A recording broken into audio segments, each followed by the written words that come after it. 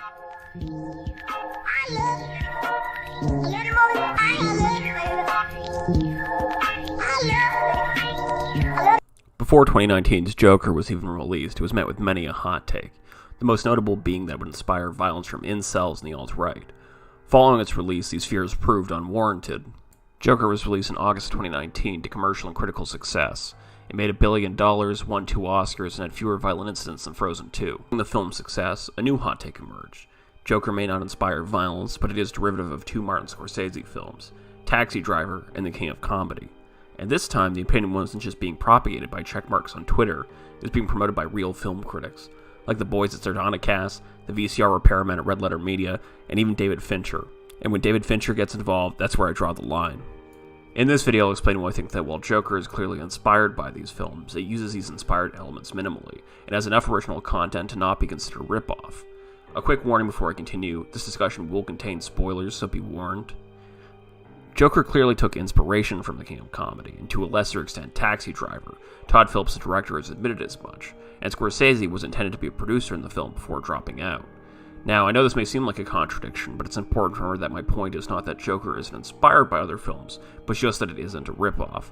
Now, ripping off is a vague concept. Almost every movie is inspired by another movie, but we wouldn't consider them a ripoff. But we also know there are films that copy so much from another film, and have so few original ideas that they are undisputably a ripoff. But sometimes it's hard to tell.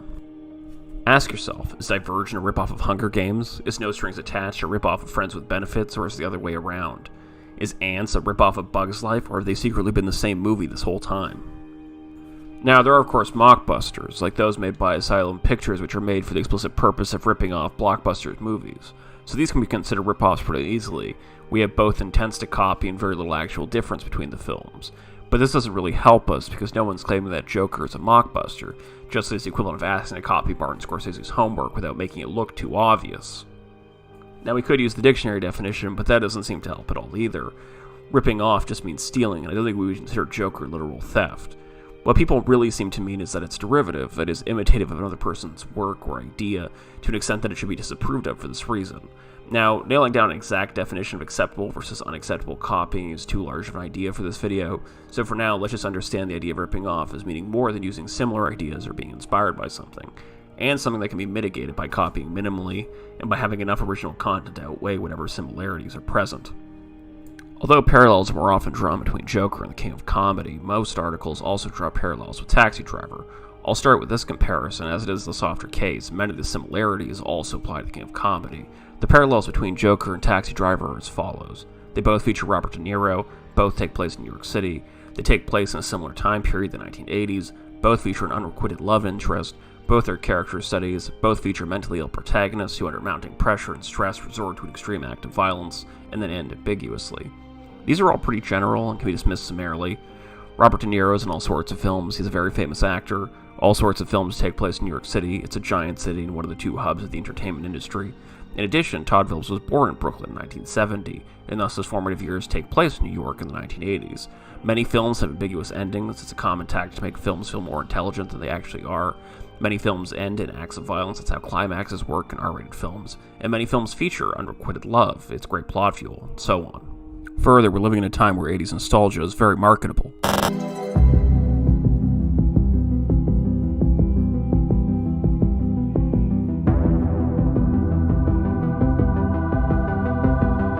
Besides, 1981, the year the events of Joker take place in New York City, was an important year in the real world. Ed Koch was mayor, he fired off thousands of local government employees, there was a 17-day garbage strike that left the city filled with trash and arguably giant rats, crime was spiking, and so on. In addition, in Alan Moore's 1988 graphic novel, The Killing Joke, the Joker origin story the film is based on, includes Fleck as a failed stand-up comedian who goes crazy after a stressful day, falling down style, so at least some of these elements are just an effect of being an adapted work. With the similarities between Joker and Taxi Driver out of the way, we can now move on to the similarities between Joker and The King of Comedy. Both feature protagonists who's an aspiring comedian, both are obsessed with a late-night talk show host and subject that host to a violent crime, they both live with their mother, and both have significant fantasy sequences. Here we have a stronger argument, but once again these parallels are misleading, or at the very least overstated. Both living with their mother, although more of a sitcom trope, isn't unique, and the way the story executed is completely different. Arthur Fleck's mother humanizes Arthur by showing him as a caregiver, and is important for the Bruce Wayne subplot.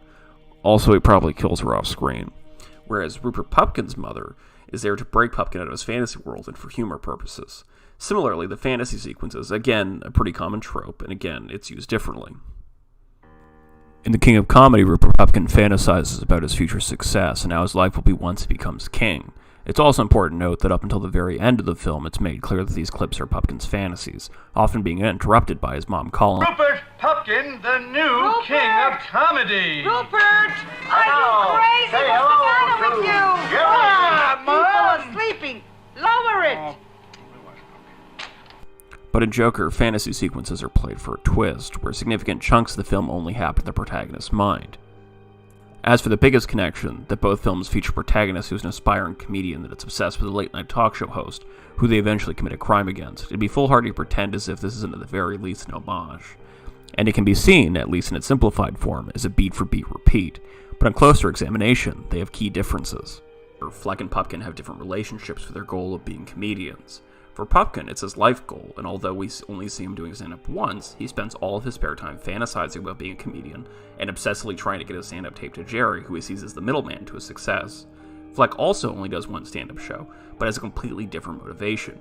He casually discusses being a comedian with a social worker once, does one show, and then goes on a bunch of subplots where he kills a bunch of people, goes to a protest, tries to find his real dad, finds that he's adopted, and then his stand-up is reintroduced near the end to trigger the climax of the film. It should be noted again that Joker is loosely based on the 1988 graphic novel The Killing Joke, where Joker was a failed comedian.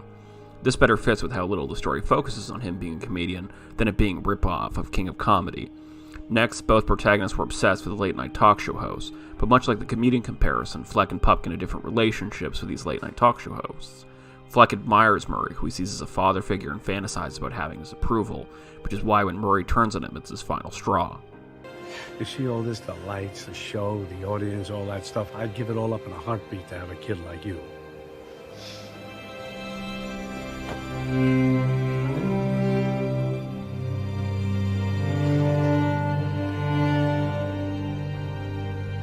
Pupkin, on the other hand, wants Jerry's job and power. He fantasizes about taking over for him, being not only his peer, but replacing him. His respect for him is not genuine, otherwise he wouldn't have tied him up and abducted him. He sees him as a means to an end, a middleman to his success, a character in his fantasy. I'm asking you to take over the show for 6 weeks. I mean, what's 6 weeks? I'll give you anything, but don't ask me to do 6 weeks. I can't take over the show for 6 weeks. I can't even take over my own life for 6 weeks. And you're asking me to do something that's impossible. It's impossible. Don't you understand? Why? More academically, The King of Comedy can be seen as a classic man versus man plot. Pupkin's relationship with Jerry reflects a standard protagonist-antagonist relationship. Pupkin wants Jerry's job, or at least his equivalent place in society, and Jerry, at least in Pupkin's mind, stands between him and his goal. Joker, on the other hand, can be seen as a man versus society story. His enemies, like Murray or those trained thugs or Thomas Wayne, are just reflections of societal evils of Gotham. Not a specific antagonist, but an institutional villain. Fleck doesn't start off seeing Murray as his enemy. He starts off as a knave member of Gotham's underclass, viewing Murray as a reflection of his idealism. A powerful man who spreads joy and laughter and acts as a father figure for both him and his mother.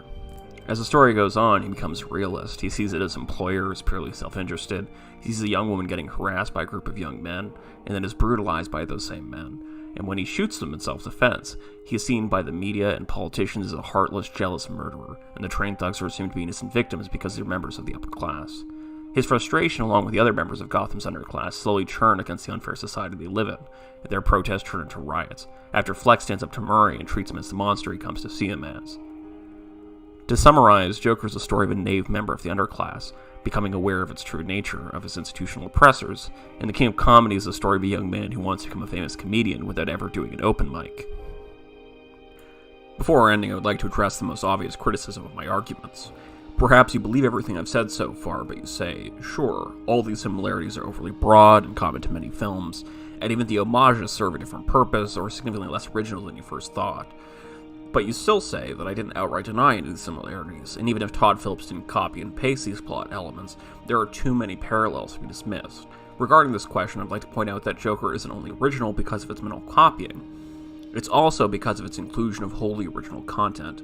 not only because it's a Joker origin story or that it's a pseudo-period piece that references actual historical events, but also it includes wholly original comments, like its direct commentary on mental illness.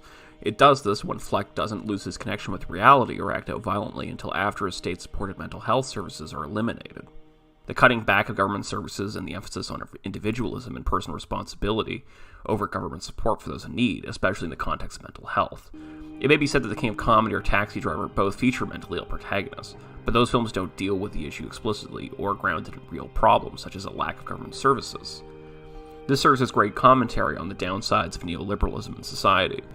There's an additional layer of commentary on social class that is shown throughout Joker, not just with Fleck, but with Gotham as a whole. Joker adds by far the most interesting element to its story, the sociological addition to a character study. Not only do we see this in the way that the economic and governmental system affect Arthur, but we see the effect of the rest of the city of Gotham, who also live in filth, lose their social services, work as street performers, are affected by the mayor's statements, they are inspired by the train shooting, they respond in the clown protests outside the MoMA, and they make up the riots at the end of the film. Of the three films we've talked about, Joker is the only film that features this element, being both a character study of a protagonist who turns against the elites of society, and having a parallel plotline where a sociological cohort, the underclass of Gotham, also turn against the elite, the psychological being imitated by the sociological. This character development, if we wish to talk about the underclass of Gotham as a character, can be seen as having an arc alongside Fleck's. Following Fleck's multiple homicide, we see protesters wearing clown masks sitting in the back of a taxi. We see a clown mask wearing protesters outside the MoMA, and of course, Fleck is rescued from the police and hailed as a hero by rioters wearing clown masks at the end of the film. Neither Taxi Driver or King of Comedy created this sense of growing social movement alongside their protagonist.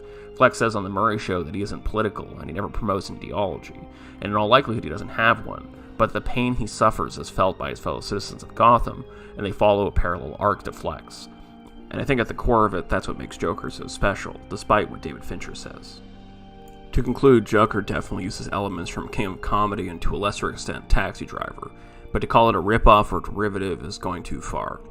The parallels are overstated, and there's enough wholly original content in the film to qualify it as original. This video has gone on longer than I thought, but thank you for staying around this long. This is my first video, so please feel free to give me suggestions on things I could do better or other topics you'd like me to discuss. If you enjoyed this video, please like and subscribe, and have a good day. I love you more than I love you.